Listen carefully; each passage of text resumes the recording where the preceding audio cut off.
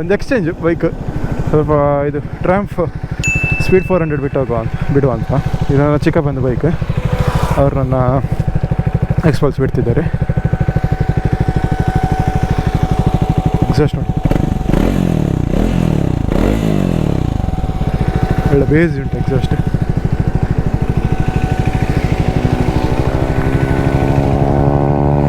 First time ಬಿಡ್ದು ಇದನ್ನು, ಟ್ರ್ಯಾಂಫ್ speed 400.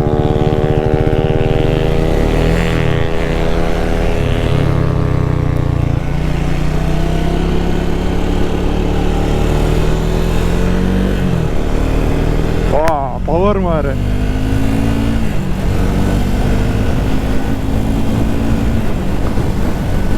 Hundred ಗೊತ್ತಾಗುದಿಲ್ಲವಾ?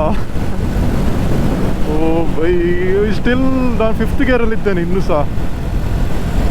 ನೋಡಿ ಈಗ 6th ಹಾಕಿದೆ. 80 ಈಸ್ ಲೈಕ್ 4000 RPM ಲಿಟ್ರಲಿ. ಎಷ್ಟು ಆರಾಮ್ಸೆ ಹೋಗ್ತದೆ ಈ ಗಾಡಿ. ವಾ, ಆ್ಯಂಡ್ ರೈಡಿಂಗ್ ಪೊಸಿಷನ್ ಕೂಡ ಅಷ್ಟೇ, ಸಾಧಾರಣ ಅಪ್ ರೈಟೇ ಕೂತ್ಕೊಳ್ತೀರಿ ಇದರಲ್ಲಿ. ವೆನ್ ಕಂಪೇರ್ ಟು ಎಕ್ಸ್ಪಲ್ಸನ್ನು ನಾವು ಇನ್ನೂ ಅಪ್ರೈಟ್ ಕೂತ್ಕೊಳ್ತೇವೆ. ಇದು ಸ್ವಲ್ಪ ಡಕ್ ಡೌನ್ ಆಗ್ತವೆ ಇದರಲ್ಲಿ. ಆ್ಯಂಡ್ ನಮ್ಮ ಬಾಯ್ಸ್ ಇದ್ದಾರೆ, ಇಲ್ಲಿ ವೆಯ್ಟ್ ಮಾಡ್ತಿದ್ದಾರೆ.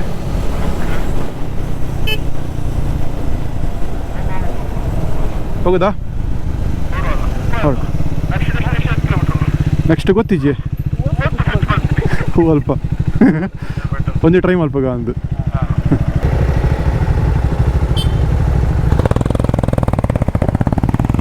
ಒಂದು ಸ್ಟ್ರೆಚ್ ಹಾಕಿದ್ವಿ ಅರ್ಪೇನು ಪೊಲೆ. ಸೊ ಕ್ವಾಲಿಟಿ ಸಹ ಹಾಗೆ ಒಳ್ಳೆ ಪ್ರೀಮಿಯಮ್ ಉಂಟಿದು, ಗೊತ್ತಾಗೋದಿಲ್ಲ. ಇದು ಆ್ಯಕ್ಚುಲಿ 3 lakh rupees ಬೈಕ್ ಅಂತ ಗೊತ್ತಾಗೋದಿಲ್ಲ ನೋಡಿ. It's very premium quality and made by Triumph ಅಲ್ಲ. ಸೊ ಡೆಫಿನೆಟ್ಲಿ ಒಳ್ಳೆ ಕ್ವಾಲಿಟಿ ಮೇಂಟೈನ್ ಮಾಡಿದರೆ. ಈವನ್ ನಿಮ್ಮ ಈ ಕಟ್ಟಿಂಗ್ಸು ಅದು ಇದು, ಮತ್ತು switch gear quality, wiring quality, ಮತ್ತು ಇದರ ಕ್ವಾಲಿಟಿ ಎಲ್ಲ ಉಂಟಲ್ಲ, ಇಟ್ಸ್ ವೆರಿ ಗುಡ್. ಬನ್ನಿ ಒಂದು ಸ್ಟ್ರೆಚ್ ಹಾಕುವ.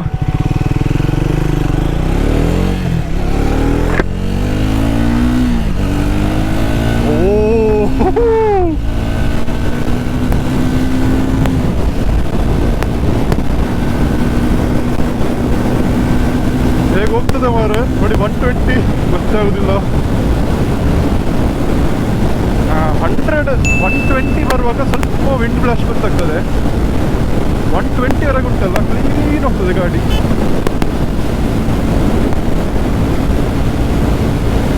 ಖುಷಿ ಆಗ್ತದೆ ಮಾರೆ ಇದ್ರಲ್ಲಿ ಬಿಡಲಿಕ್ಕೆ. ಅದೇ 120 ಅಬವ್ ಹೋಗುವಾಗ ಸ್ವಲ್ಪ ವಿಂಡ್ ಬ್ಲಾಸ್ಟ್ ಬರ್ತದೆ. ಆಗ ವೈಸರ್ ಅಂತ ಇರ್ತೀರ, ಸ್ವಲ್ಪ ಹೆಲ್ಪ್ಫುಲ್ ಆಗ್ತಿತ್ತೇನೋ. ಬಟ್ ಬಿಲೋ 100 ಉಂಟಲ್ಲ, 0 wind blast, absolutely 0 wind blast. ಖುಷಿ ಆಗ್ತದೆ ಮಾರೆ ಲಿಟ್ರಲಿ. ಎಕ್ಸ್ಪಲ್ಸ್ ಉಂಟಲ್ಲ 80 ಆಗುವಾಗ, ಎಕ್ಸ್ಪಲ್ಸ್ 80 ಹೋಗೋದು, ಇದು 120 ಹೋಗ್ತದೆ. ಅದೇ ಇದು ಆರಾಮ್ಸೆ ಕ್ರೂಸ್ ಪೇಸ್ ಮೇಂಟೈನ್ ಮಾಡಿಕೊಂಡು ಹೋಗ್ತದೆ.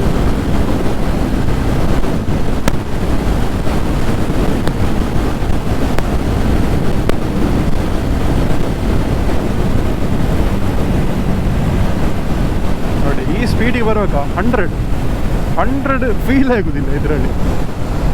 ನನಗೊಂದು 60 ಹೋದಾಗ ಆಗ್ತಾ ಉಂಟು. So that is the amount of refinement ಅಂತ ಹೇಳ್ಬೋದು. ಈವನ್ ಈ ಗ್ಲೌಸ್ ಎಲ್ಲ ಹಾಕಿದ್ರುಂಟಲ್ಲ, ವೈಬ್ರೇಷನ್ ಕೂಡ 0, ನಥಿಂಗ್. ಸೊ ನಾನು ಸಹ ಫುಲ್ ಪುಷ್ ಮಾಡಲಿಲ್ಲ ಗಾಡಿ, ಲೈಕ್ ಟಿಲ್ 120, ಅಂದರೆ 6000 RPM ವರೆಗೆ ಮಾತ್ರ ಪುಷ್ ಮಾಡಿದ್ದು. ಹಾಗೆ ಅಷ್ಟು 6000 RPM ಎಲ್ಲ ಅಷ್ಟುವರೆಗೆ ಉಂಟಲ್ಲ, 0 ವೈಬ್ರೇಷನ್, ಆಬ್ಸಲ್ಯೂಟ್ಲಿ ಗಾಡಿ ಎಫರ್ಟ್ಲೆಸ್ ಆಗಿ ಫುಲ್ ಮಾಡ್ತದೆ. ಇದಕ್ಕೆ ಮತ್ತು ಎಕ್ಸ್ಪಲ್ಸ್ಗೆ ಕಂಪ್ಯಾರಿಸನ್ ಇಲ್ಲ ಇನ್ ಟರ್ಮ್ಸ್ ಆಫ್ ಪವರ್ಸ್. ಅದೆಷ್ಟು 18 horsepower, ಇದು around 43-45 horsepower. So absolutely no comparison regards to power. Torques ಒಳ್ಳೆ ಉಂಟು ಇಂಜಿನಲ್ಲಿ. ಸೊ ಈಗ ನೋಡ್ಬೋದು ಸಾಧಾರಣ ನೋಡಿ ಟಾರ್ಕ್ ಟೆಸ್ಟ್ ಮಾಡುವ ನಮ್ಮ ವಾಯ್ಸ್. ಸೊ 60 5th ಗೇರಲ್ಲಿ 60 ಉಂಟು ನೋಡಿ. RPM is around 3000. ಎಷ್ಟು ಎಫರ್ಟ್ಲೆಸ್ ಫುಲ್ ಮಾಡ್ತೇನೆ.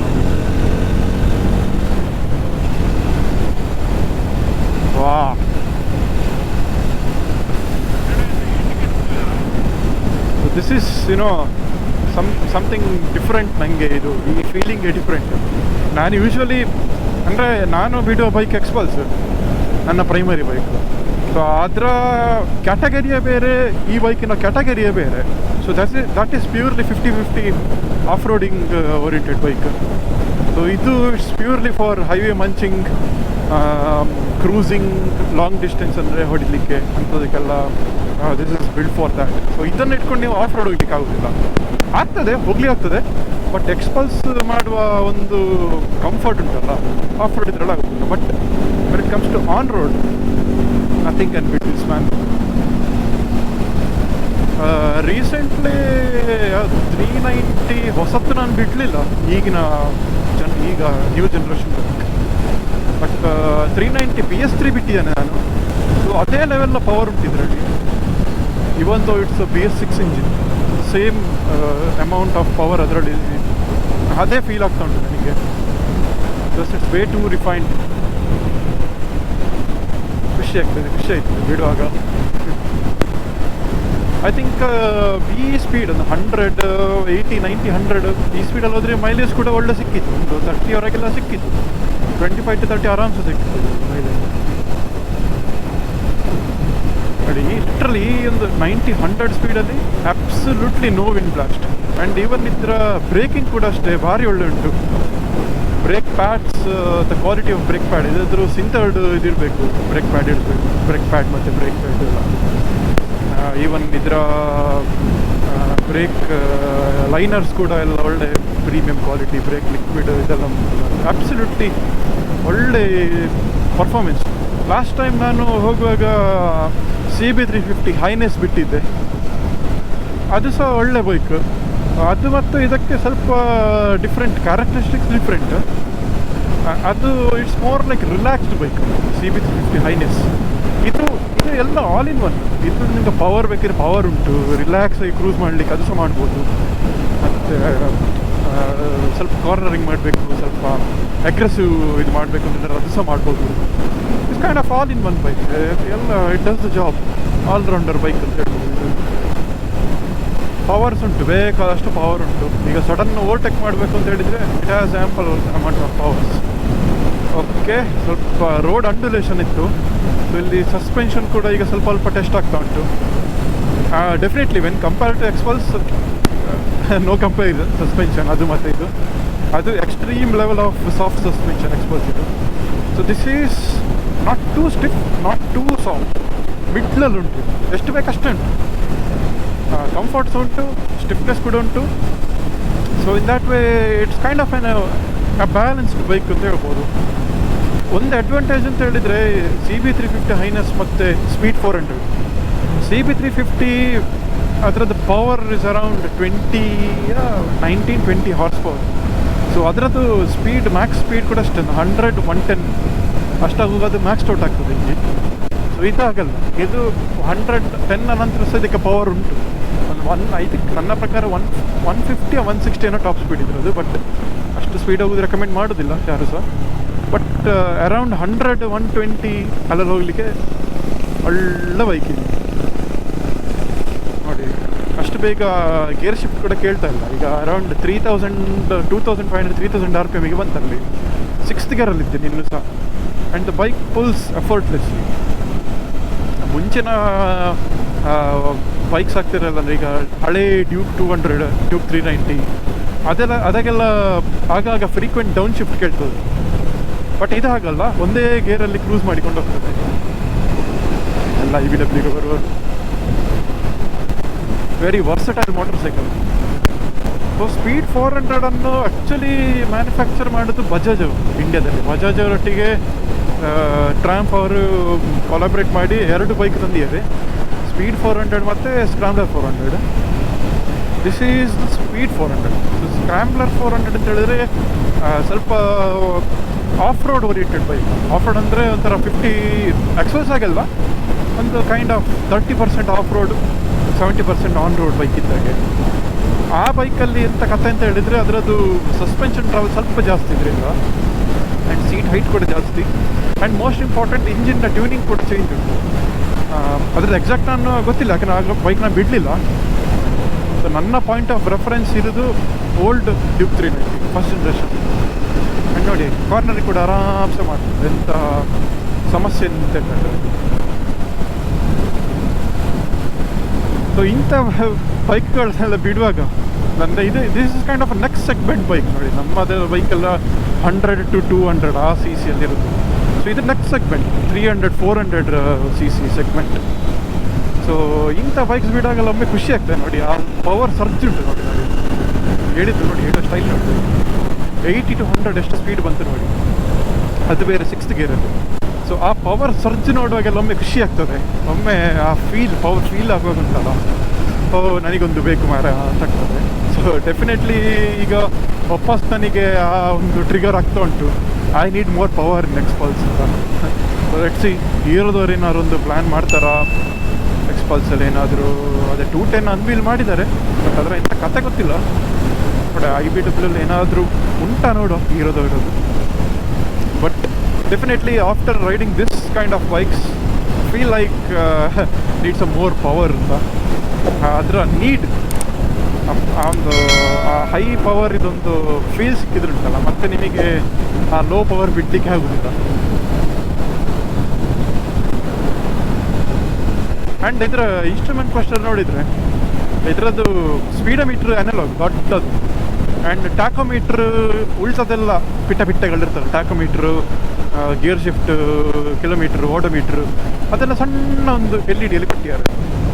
ಸೊ ನಾನು ಅವತ್ತು ರಿವ್ಯೂಸರಲ್ಲಿ ನೋಡಿದ ಪ್ರಕಾರ ಕೆಲವರು ಹೇಳಿದರು ಟ್ಯಾಕೋಮೀಟ್ರ್ ಅಷ್ಟೆಂತ ಇದು ಸಣ್ಣ ಇರುವ ಕಾರಣ ಅದು ನೋಟಿಸ್ ಆಗೋದಿಲ್ಲ ಅಂತ. ಬಟ್ ರಿಯಲ್ ಟೈಮ್ ಇಡುವಾಗ ಹಾಗಿಲ್ಲ. ಇಟ್ಸ್ ನಿಮಗೆ ಓದಲಿಕ್ಕೆ ಆಗ್ತದೆ, ಎಂಥ ಬರ್ದೆ ಅಂತ ಅದನ್ನು ಓದಲಿಕ್ಕೆ ಆಗ್ತದೆ. But it should have been like opposite ಅಂತ ಫೀಲ್ ಆಗ್ತದೆ. ಟ್ಯಾಕೋಮೀಟ್ರ್ ಯಾವತ್ತು ಅನಲಾಗ್ ಇದ್ದರೆ ಖುಷಿ, and speedometer digital is fine. ಅದೊಂದು ಮೇ ಬಿ ನೆಕ್ಸ್ಟ್ ಜನ್ರೇಷನಲ್ಲಿ, ನೆಕ್ಸ್ಟ್ ಅಪ್ಡೇಟಲ್ಲಿ ಅದೊಂದು ಅಪ್ಡೇಟ್ ಅಂದರೆ ಇನ್ನೊಂದು ಸ್ವಲ್ಪ ಎಪೀಲಿಂಗ್ ಕಾಣ್ತದೆ. ಯಾಕಂದರೆ ಅದು ಟ್ಯಾಕೋಮೀಟ್ರ್ ಹೀಗೆ ನೋಡಿ ರೈಸ್ ಆಗಿ ಹೋಗೋದು, ಹೀಗೆ ಮುಳ್ಳು ಹೀಗೆ ಹೋಗೋದ್ರೆ ಚೆಂದ ಕಾಣ್ತದೆ. ಎಸ್ಪೆಷಲಿ ಆ ಫಸ್ಟ್ ಜನ್ರೇಷನ್ ಪಲ್ಸರ್ಸಲ್ಲೆಲ್ಲ ಇತ್ತಲ್ಲ, ಟ್ಯಾಕೋಮೀಟ್ರ್ ಅನಲಾಗ್, ಈಚೆ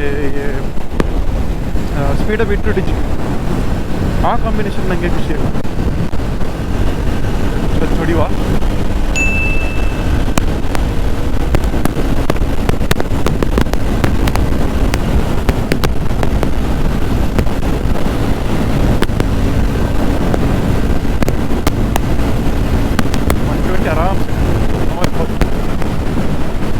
just around 6000 RPM.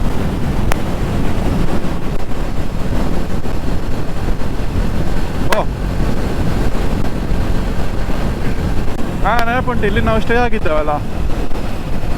ಹೌದು, ಇಲ್ಲಿ ಒಂದು ರೆಸಾರ್ಟ್ ಉಂಟು, ನಾವಿಲ್ಲಿ ಹೋಗಿದ್ದೆ. Mayuri family resort, Shanbhog. ಅವತ್ತೊಂದು 1-2 ವರ್ಷದಿಂದ ಒಂದು 1 hour ಬ್ರಿಡ್ಜ್ ನೋಡಿ. ಇಲ್ಲೆಲ್ಲ ಬೋಟಿಂಗ್ ಮಾಡ್ತಿದ್ದಾರೆ. ಇಲ್ಲ ಹೊನ್ನಾವರದಲ್ಲಿ ಮ್ಯಾಂಗ್ರೋವ್ಸ್ ಬೋಟಿಂಗ್ ಉಂಟಲ್ಲ, ನೈಸ್.